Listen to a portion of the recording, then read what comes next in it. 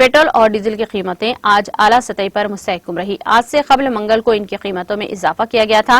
मारूफ oil marketing company Indian Oil Corporation के मुताबिक दिल्ली में पेट्रोल की कीमत 97 रुपये 50 पैसे और डीजल की कीमत 88 रुपये 23 पैसे फी लीटर पर बरकरार रही।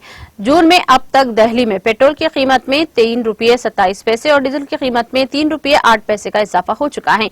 इससे कबल मई में पेट्रोल 3 रुपये 83 पैसे और डीजल 4 रुपये 42 पैसे महंगा हुआ था। दूसरे शहरों में भी कीमतों में कोई तब्दीली नहीं की गई। मुंबई में पेट्रोल 103 रुपये 63 पैसे और डीजल 95 रुपये 72 पैसे फी लीटर पर फरोख्त हुआ है। चेन्नई में 1 लीटर पेट्रोल 98 रुपये 65 पैसे और डीजल 92 रुपये 83 पैसे फी लीटर पर फरोख्त हुआ। कोलकाता में पेट्रोल 97 रुपये 38 पैसे और डीजल 91 रुपये 8 पैसे फी लीटर रहा। पेट्रोल और डीजल की कीमतों का रोजाना जायजा लिया जाता है और इसी बिना पर हर सुबह 6 बजे नई कीमतें लागू होती हैं।